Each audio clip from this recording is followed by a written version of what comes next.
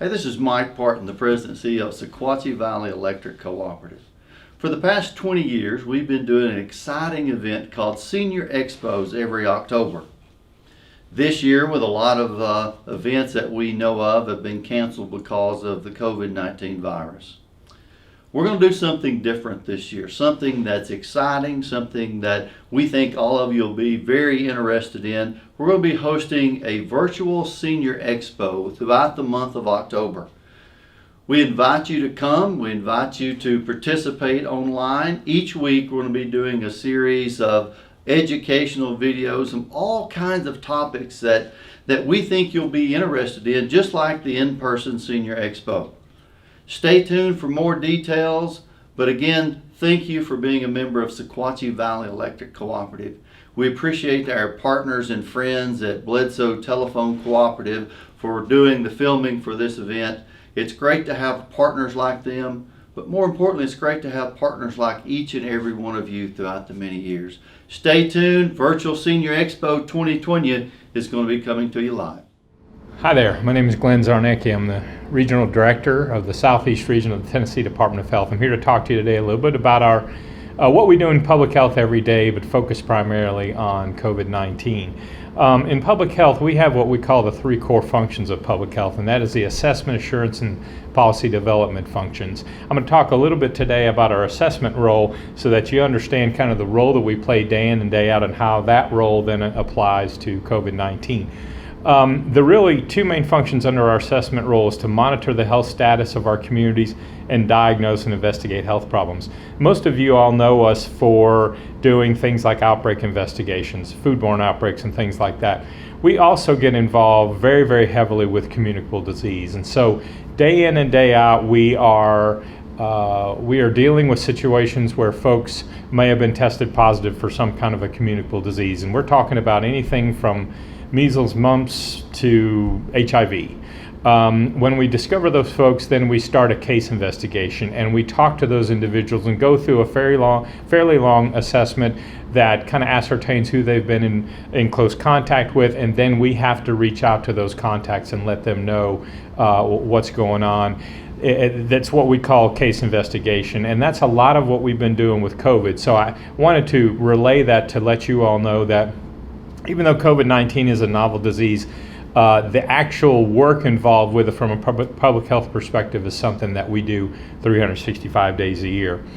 To give you an idea of how our department is arranged, there are 95 counties in the state of Tennessee. 89 of those are rural counties, and those are divided into 7 rural regions. So our region, while our main regional office is in Hamilton County, we help manage and run the health departments in the 10 surrounding counties, which includes the whole Sequatchie Valley.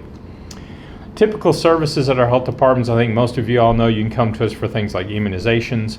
Our supplemental nutrition program for women is a very large program. We have birth and death certificates. We do well child exams. Some of our health departments have dental, some have primary care. You can even do voter registration at our health department. So there's a vast array of services that are offered day in and day out at our health departments. But of course, for the last few months, we've been focused primarily on the coronavirus. I think on the screen here, you're going to be able to follow sort of from our early response days in early March all the way through current day, and I'll end my presentation with a little bit of kind of crystal balling. When we started COVID response in early March, we had very limited supplies. The swabbing test that we have to use for COVID-19 was something we just used primarily for flu tests.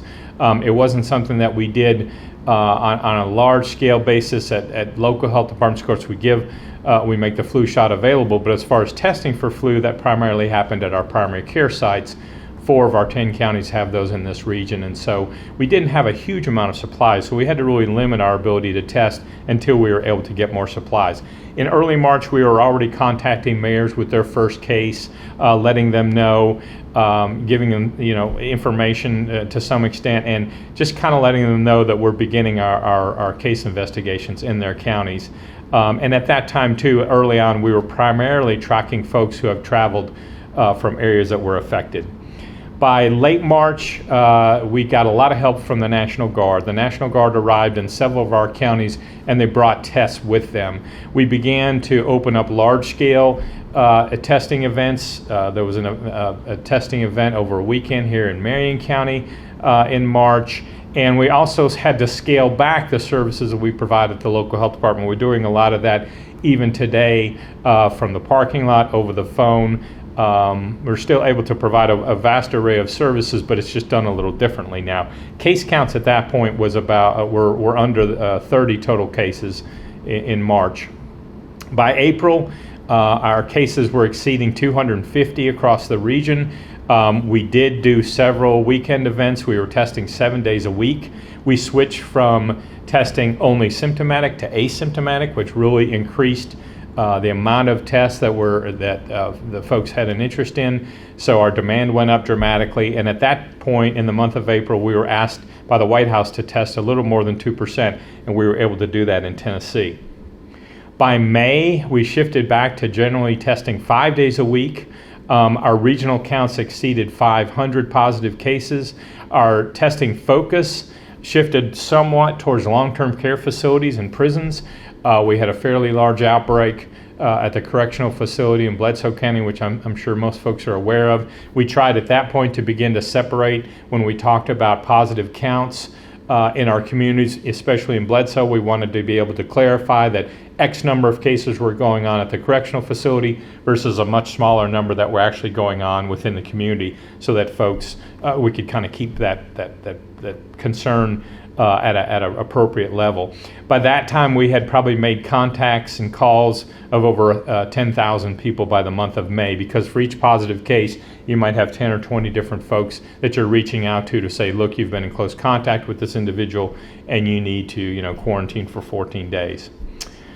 By June, that's when we began to see a lot of reopening of businesses. Our regional count was exceeding 1,000 cases by the end of June.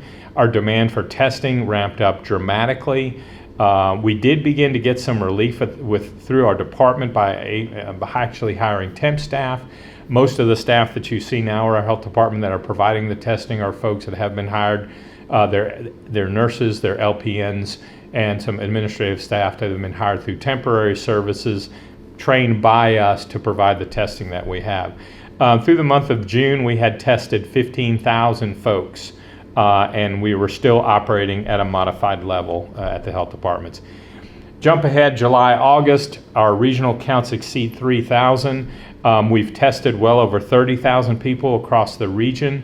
We still have National Guard left in at least one of our counties, but a lot of those have been deployed to other areas.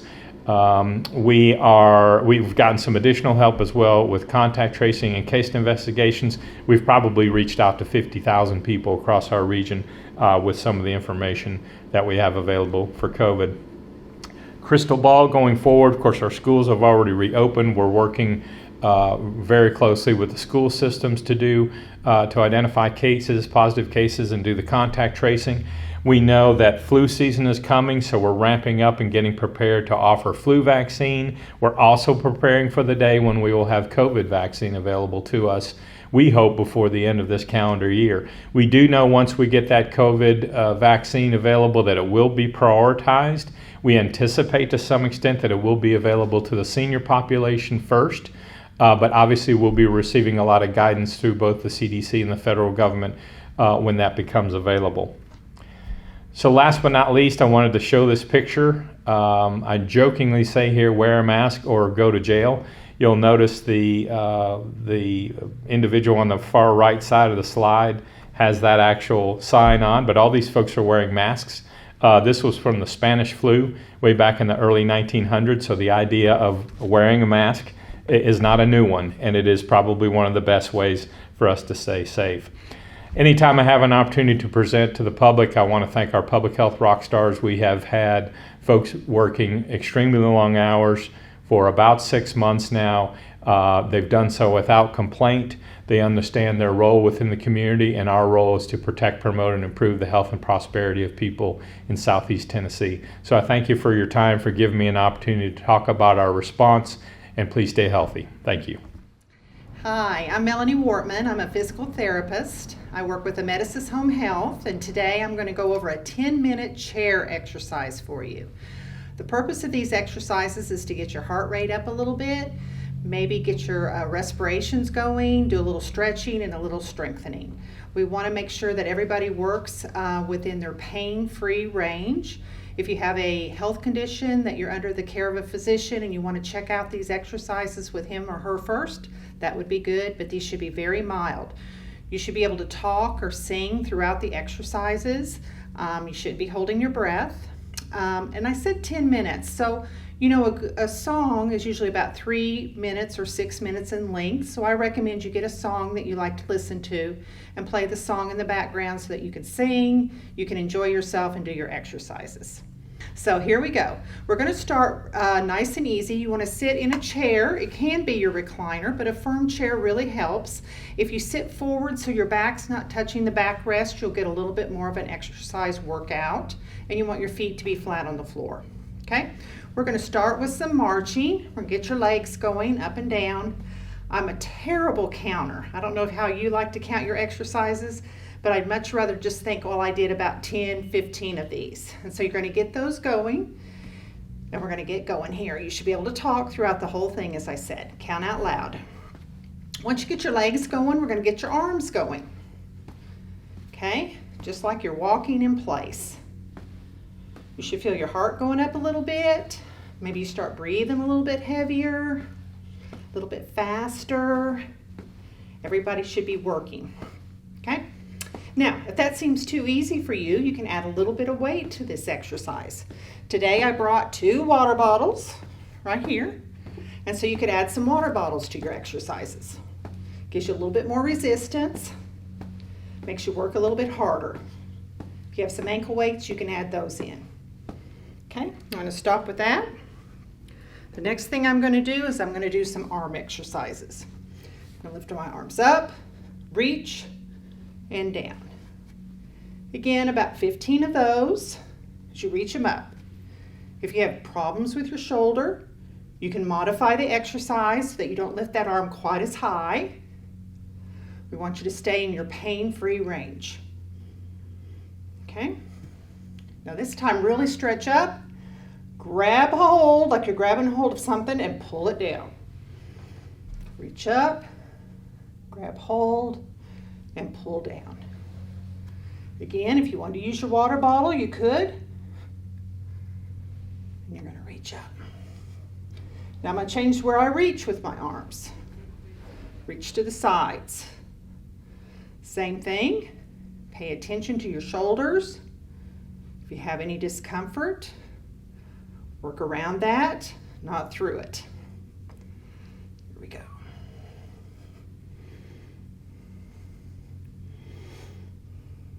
Okay.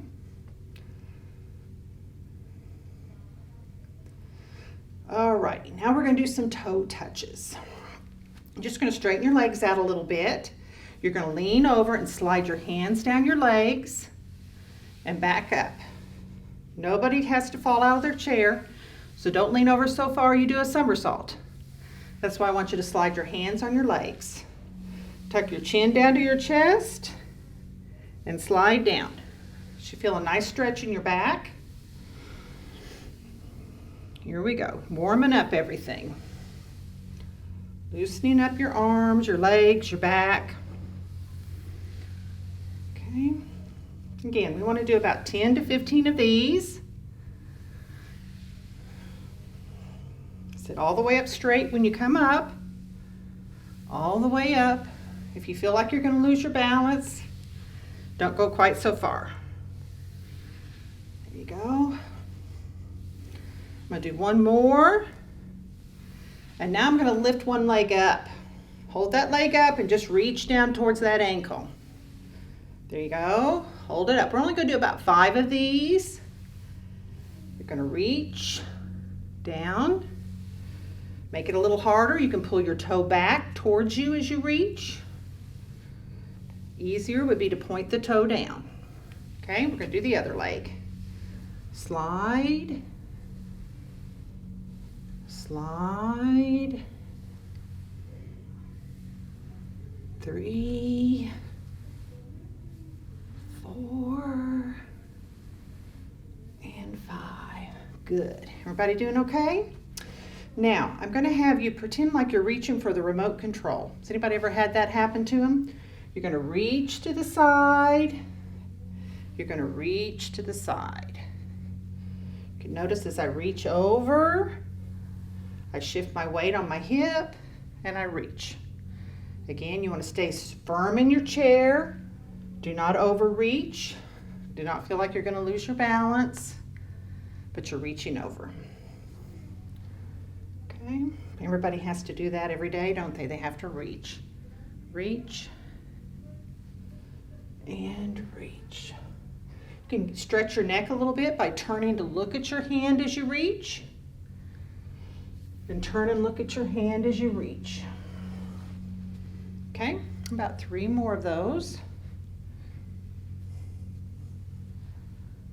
There we go.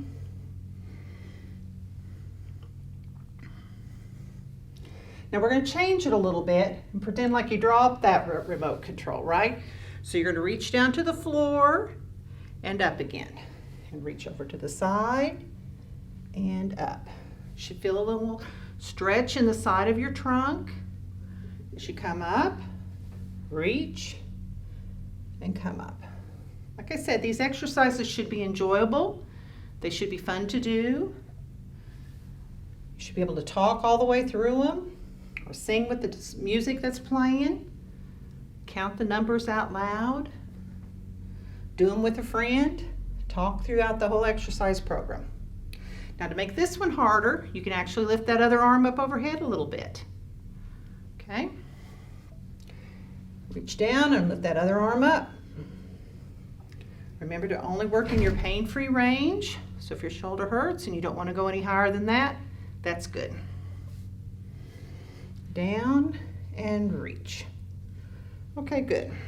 Everybody doing okay? Oh, I brought my pillow, my couch pillow. Okay, we're going to put that between your knees, right here, and you're going to squeeze in with your knees. Squeeze in and out. In and out. In and out. You can do this different ways. You can do it and hold it. Say hold it for a 5 count and then release. Or you can do fast. You can squeeze them at different speeds. Okay, but you want to do about 15 of them. If you do each exercise, about 15 to 20 seconds each, maybe 30 seconds, that way you don't have to count. You should be doing your 10 minutes of exercise each day. Okay. Squeeze and squeeze.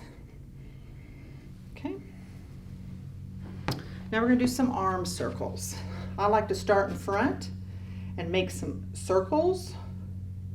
We're going to come out to the side, go as far as you can. Stretch your shoulders. If you need to bend your elbows a little bit, you can do that. It takes the stress off your shoulders. Reach back as far as you can. And now change the direction of your circles and come forward. Good. Change back. Here we go.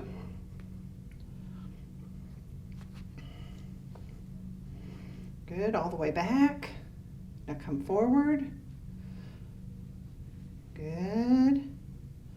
Everybody perspiring just a little bit? You should be. You're working hard, having fun, getting all your muscles moving, keeping yourself stretched out and working a little bit, and come forward. Okay, good. We're finishing up. Okay? Getting ready to finish up our exercise session. Okay? We're going to start with the marches again. I'm going to start just the way we began these exercises. You're marching in place. You can add in your arms, and we're going to march.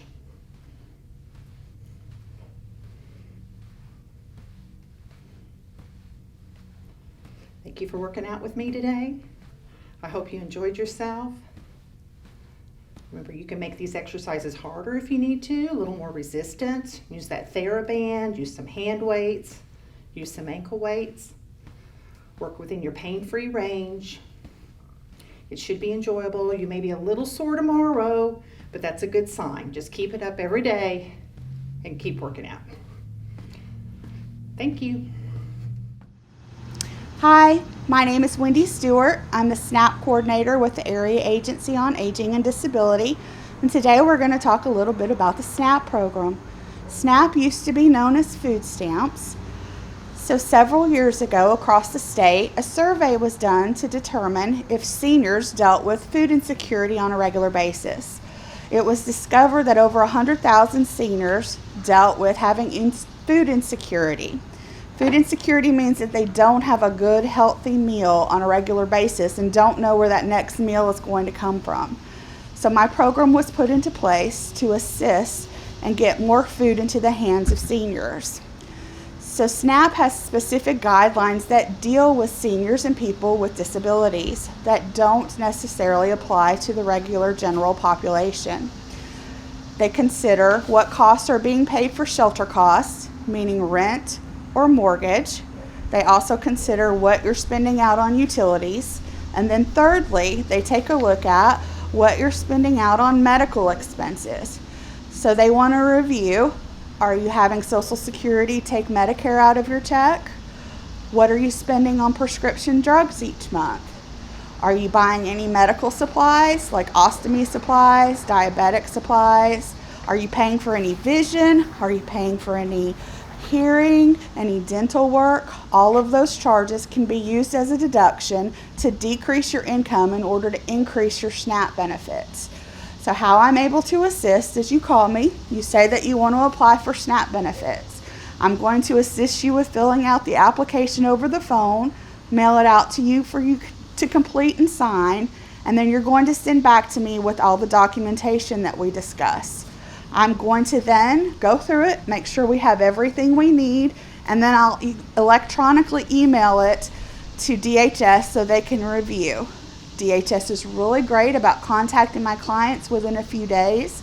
They do the phone interview, and then you know whether you've been approved. I'm also able to help with recertifications. So if you're currently receiving SNAP benefits and you have questions or wonder if you're receiving the maximum amount allowed, please give me a call and see if I can assist with that as well. If you have any questions, please don't hesitate to give me a call. Again, my name is Melanie Stewart. I'm the SNAP coordinator with the Area Agency on Aging and Disability, and my direct number is area code 423-424-4281. Thank you. Brought to you by Bledsoe Telephone Cooperative, your full-service telecommunications provider right here in the Sequatchie Valley.